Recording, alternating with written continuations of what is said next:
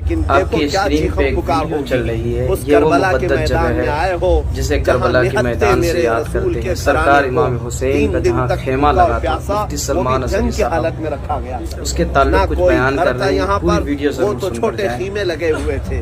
عزیزان گرامی وقار، کئی چیزیں ہیں جو یہاں آ کر کے احساس کرنا چاہیے، احساس کرنا چاہیے۔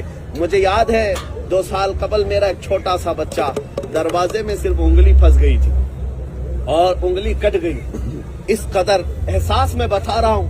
لے کر دوڑتے رہے ڈاکٹر کے پاس، جب ڈاکٹر سوئی سے ٹانکے مار رہا تھا تو ایسا لگ رہا تھا کہ ہمارے دل پر ٹانکے مارے جا رہے ہیں۔ بچے کی چیخ سن کر کے پوری رات کی نیند خراب تھی اور اس قدر بے چینی تھی، بیتابی تھی۔ اس دن مجھے یاد آیا میرے بچے کی انگلی کے ٹانکے مجھے دیکھے نہیں جا رہے تھے، کھانا پھیکا پڑ گیا تھا۔ سرکار حسین تمہارے صبر کو سلام، تمہارے جذبے کو سلام۔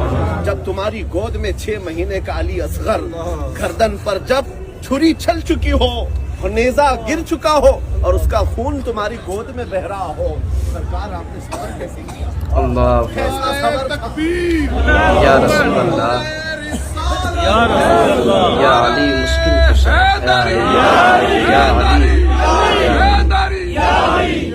اس مقام کو کوئی نہیں پہنچ سکتا۔ میرے عزیزوں، آپ اپنے گھر والوں کو لے کر سفر کر رہے ہوں گے، کوئی فیملی لے کر کے آئے ہوں گے، اپنی فیملی کے ساتھ سفر کرنے والے اندازہ کرو تمہارے اوپر کتنا بوجھ رہتا ہے۔ اگر تمہاری بیوی ساتھ میں ہے، بہن ساتھ میں ہے، ماں ساتھ میں ہے یا بچے ساتھ میں ہے، بار بار تم جھانک جھانک کر کے دیکھتے رہتے ہو بیوی کو کیا چاہیے، ماں کو کیا چاہیے، بچے کو کیا چاہیے۔ اگر سفر کے دوران ان میں سے کسی کا پیٹ بھی تھوڑا سا درد کرنے لگ جائے، آپ پورے سفر میں بے چین ہو جاتے ہیں۔ اس حسین اعظم کے سفر کو یاد کرو جن کے کندھوں پر 72 لوگوں کا ذمہ تھا، اور اس میدان کربلا میں جب ان کے اوپر پانی بند کیا گیا تھا، ہر بچہ پوچھتا تھا یا ابتاہ العطش، یا ابتاہ العطش، بابا جان سے پیاس ستاتی، بابا جان سے پیاس ستاتی ہے۔ باپ کو جب بچے پوچھ رہے ہوں پیاس کی شدت کی تکلیف کا، باپ جب دے نہ پا رہا ہو کیسا احساس کرے بھائی، کیسا احساس ہے۔ تم اپنے بچوں کو کھلونا نہیں دلا پاتے تو بار بار بے چینی ہوتی ہے۔ وہ مولا حسین اپنے بچوں کے حلق میں کانٹے چبھتے ہوئے دیکھ رہے تھے اور ایک طرف دریائے فرات کو بہتا بھی دیکھ رہے تھے۔ سرکار امام حسین کی یہ بے چینی دیکھی نہیں گئی، تب اس عباس علمبردار نے یہ طے کر لیا کہ میں جاؤں گا ان کافروں کے لرغے میں سے اور پانی لے کر کے آؤں گا۔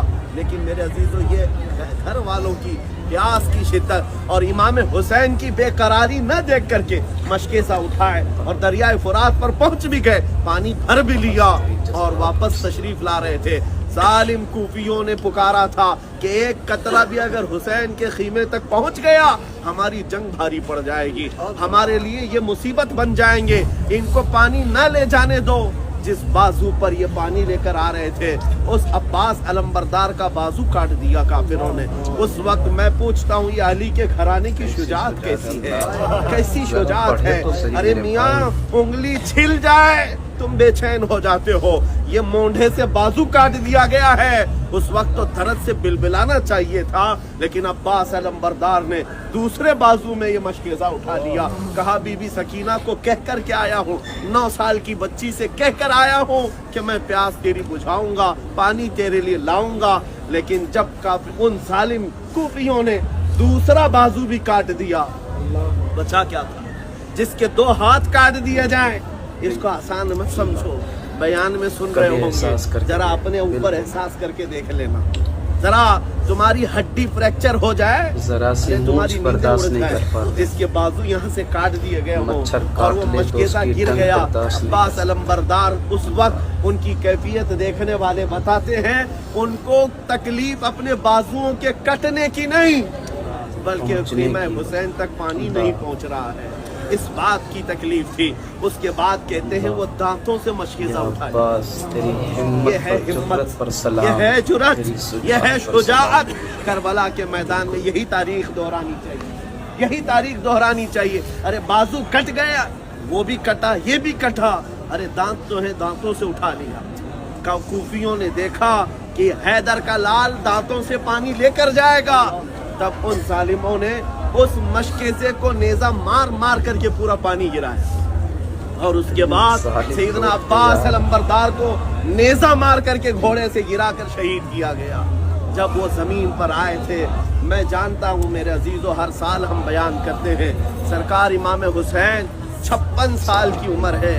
उस 56 साल की उम्र में उन्होंने 1 2 नहीं 72 लाशें उठाई, 72 लाशें उठाई हैं। हजरत अब्बास की लाश, इमाम कासिम की लाश, हजरत अली अकबर की लाश, और अपने भतीजों की, अपने बेटों की, और अपने भांजों की, अपने साथियों की। अरे मियाँ, तुम्हारे घर में एक जनाजा जाए तो घर की हालत क्या हो जाती है। हमारा भाई मर जाए, सालों तक गम जाता नहीं। उस हुसैन आजम ने अपने घर के इतने जनाजे उठाए, और उसके बाद भी अल्लाह की बारगाह में क्या कहते थे, ऐ रब्बल आलमीन, तेरे दीन की हिफाजत के लिए ये नजराना कबूल कर।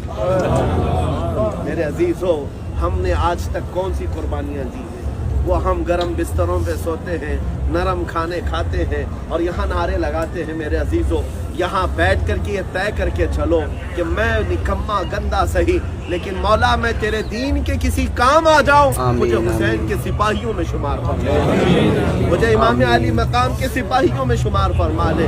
ये जज्बा हुसैनियों के अंदर बेदार हो जाए, मैं कहता हूँ इनकलाब आ जाए, पूरी दुनिया में इनकलाब आएगा। और अभी भी आपको घबराने की जरूरत नहीं। हालात तो यूं बता रहे हैं कि मुसलमान खत्म कर दिए जाएंगे, इस्लाम को मिटा दिया जाएगा, या ऐसे हालात बनाए जाएंगे, लेकिन कुरान का वादा सच्चा है, क़यामत तक इस्लाम नहीं मिटाया जा सकता, नहीं मिटाया जा सकता। ये आंधियां आई हैं, ये तूफान आए हैं, और फिर करबला का मैदान कायम किया गया है। यजीदी नाच रहे हैं, लेकिन हुसैनियों को आने की देर, हुसैनियों को आने की देर है। जिस दिन हुसैनी बेदार हो गए, फिर दुनिया को हम कहेंगे कुछ देर की खामोशी है, फिर शोर आएगा। आज कुत्तों का वक्त है, कल हमारा दौर आएगा, कल हमारा दौर आएगा। लब्बैक या रसूल अल्लाह, लब्बैक या रसूल अल्लाह, लब्बैक या हुसैन, लब्बैक या हुसैन, लब्बैक या हुसैन। को देखा, सबने यही कहा कि चलते जाओगे, कलम कागज भी भरता जाएगा, एक हर्फ करबला ना लिखा जाएगा, और बरोज़े हश्र बाबे जन्नत पे नमाज़े दस्तके देंगी, मगर करबला वालों से पूछ के दरवाज़ा खोला जाएगा।